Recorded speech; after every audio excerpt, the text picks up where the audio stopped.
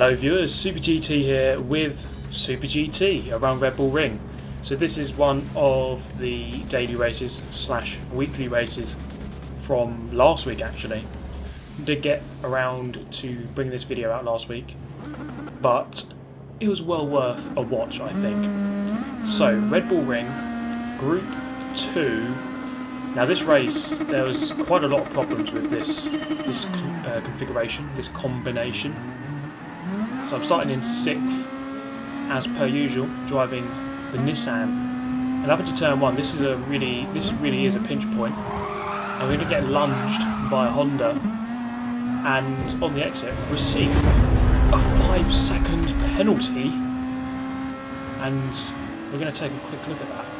So here's the view from the Honda. Lunged up the inside. In fact, he got hit. He got hit into it. Okay. And I'm not sure what the game is thinking there, other than we've made contact and the other guy has spun out. Therefore, I caused it. Basically. Obviously, that isn't what happened, but I now have to deal with, well, now 4.99 seconds worth of penalty from here to the end. But at least I have broken away from the pack. Now, another thing about this track combination was that penalties were kind of serving themselves up at turn 2, or in the braking zone for turn 2. So that 4.9 will go down slightly throughout the race. It is quite easy to serve the penalty here, or easier than other places.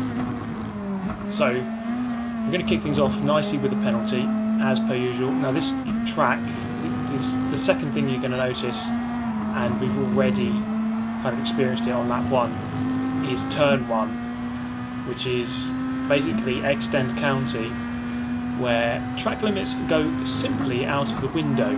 They've been totally forgotten around there. As we've gone down into the final turn, we're going to approach turn 1 now.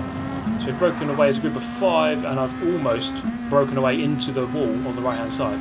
Just about recover. You can see there, big gap behind. This is turn 1, looks like 3 abreast up in the lead, and this is the point here where everyone was just running wide.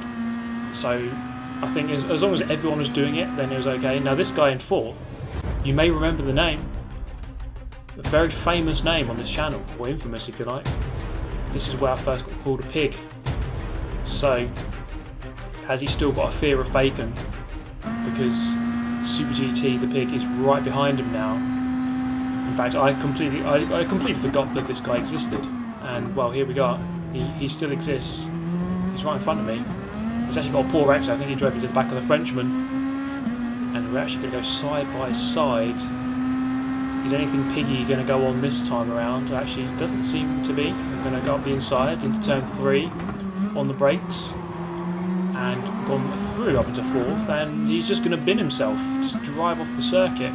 So I guess he does have a fear of bacon and pigs. Because he can't stand next to me for too long. Just has to drive himself off the circuit. It's me or him. And well, he just let me go, and he committed race suicide that time around. So I'm up into 4th. The leader has a penalty.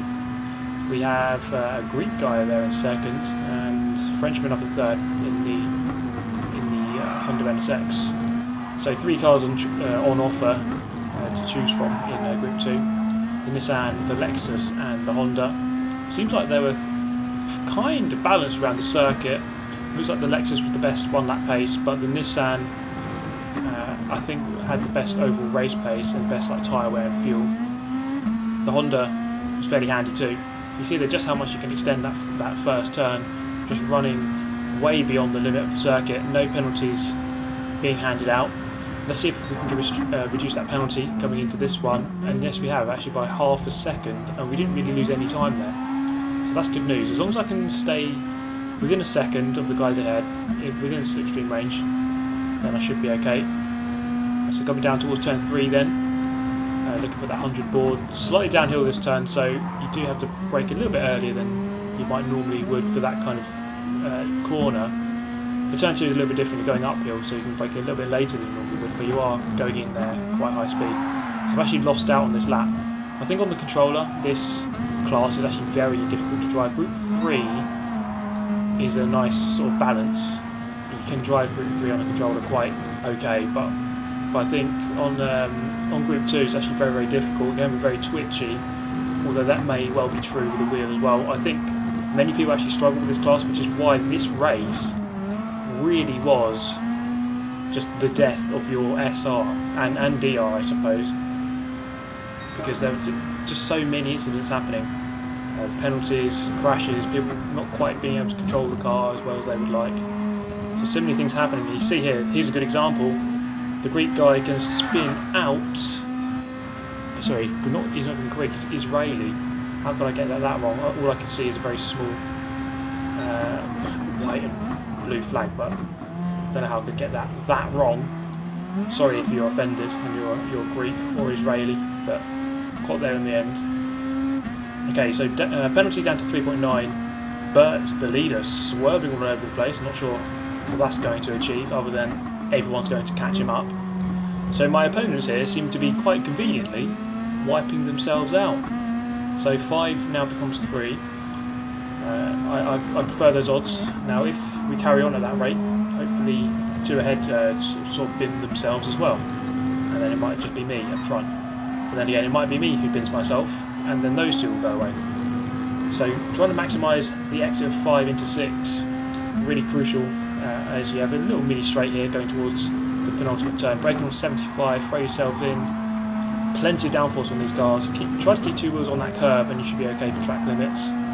It's very easy to lose control of the car. Bert's actually in the lead, having a bit of a moment on the exit of the final turn. As we go over the finish line, or the start-finish line, to begin the 5th lap. Braking on the 100 board, clip the apex the best you can, and then just run wide, progressively onto the power, and just avoid the grass if you can on the exit to avoid a penalty. So 3.8 seconds to deal with penalty-wise. Race developing fairly nicely after that opening exchange where we received the penalty. So our opponents seem to be wiping themselves out. Penalty going down slowly. Actually, we've got player 4 now joins the battle. Dutchman has sort of reeled me in. I didn't really have a good exit from that turn. I think I was trying to get rid of the penalty, and probably wasn't the right place to do it.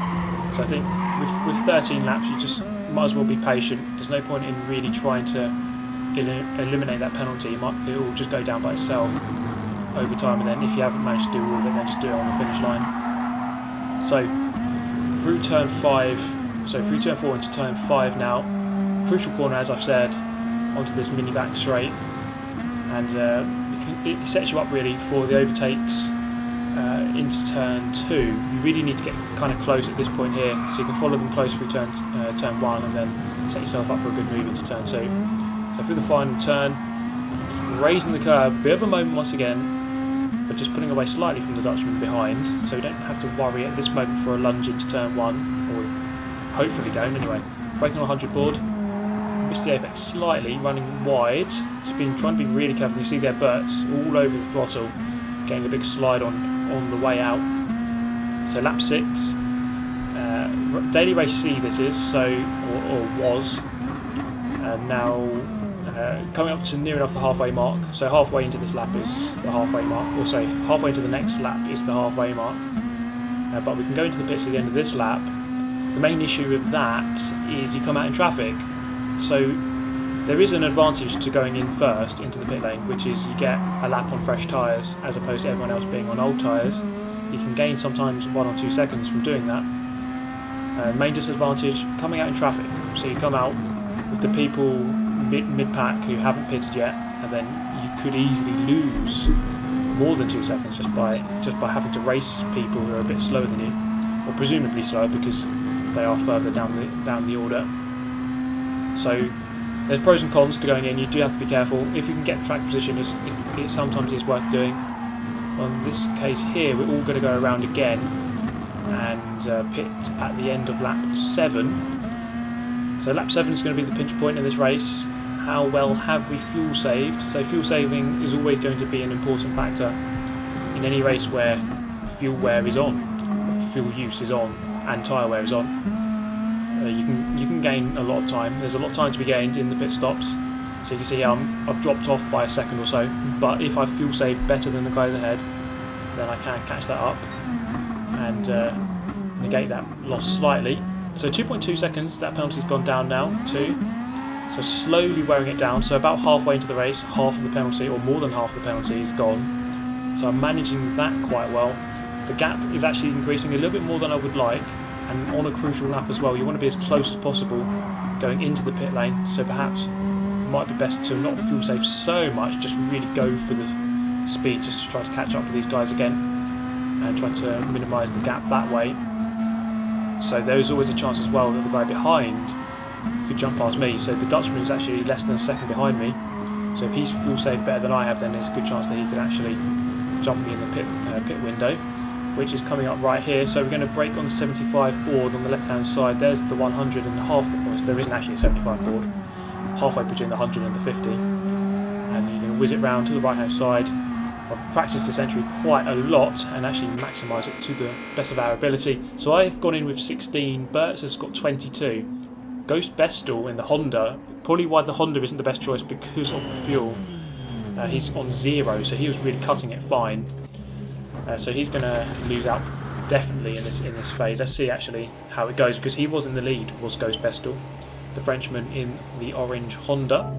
So leaving the pit lane with 74%, Bestel coming out behind with 89, so he really had to fuel quite a lot more, so 15% extra going in, and obviously he was on 0 to begin with, so he's really been sitting there for another like 30% extra in his tank. So you see that that's the difference. Burst has pulled away slightly from me, or maybe about the same, probably gained a little bit, but Ghost Bestel's gone from first now to third. He's over a second behind me. That shows you just how big that difference is, and in a race which is as close as this, you see the three of us were lapping fairly equal for the first half of the race, for the first 10 minutes. Losing 2 seconds, that's massive. You know, that is quite a big difference, and now he has to overtake both of us. So that in itself is quite a task as well. When races get very close, it becomes harder to overtake. You don't really have as much advantage over the people that you're trying to pass if they're the same speed as you. So he's going to find it difficult to win the race from here. As my main mission now is to really manage my fuel and tyres, but slowly try to reel in Bert's in the lead. He's not too far ahead, 1.2 seconds, and I've seen from driving against him a fair amount in these races that there's a very good chance he'll make a mistake. If I can just get within half a second of him, or a second of him, he's going to start making errors. He has quite an unusual driving style where he's really pushing it at all times, and there's a very good chance that he's going to slide out at some point. So Ghost Bestel actually behind, very close. Actually, he's reeled me in slightly on that out lap, lap 8, into the hairpin. You can see they're ghosting out temporarily as we just serve some of that penalty, down to 1.5. So that's going okay as it stands here. So 4 more laps left to go after this one, with 1.5 seconds left to deplete from here to the end. So I think I'm managing everything okay at this point here. The race is going fine. Apart from, of course, the main bad thing that happened in the race was turn 1, lap 1, to receive the 5-second penalty. That's kind of set me back a little bit.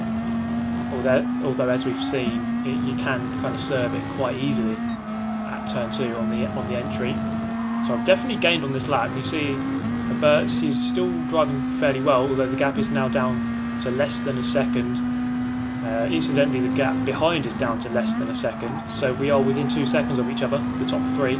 So that is fairly close after 13 minutes now of racing. Bert's again with a big mistake, very easy to do on the exit of that final turn, as you're kind of really trying to maximise the curb, but the curb can unsettle the car as you try to get on the power. Into turn 1, maximising the entry on the curb. Over that curb, there's a big sort of yellow sausage curb, and that can really mess you up, and Bert's has really got out of shape on this back straight coming up to turn 2. So actually at the moment I'm getting the momentum over Bert's, but Ghost Bestel is actually getting plenty of momentum onto the back of me. So now we're probably all within a second of each other. It was 2, now it's 1. So the race is definitely hotting up this point. You can see there, just as we look behind, it's very close indeed. Going to take the normal racing line. I don't think he's within range to go for a move, and he doesn't go for it. So Bert's now definitely under pressure.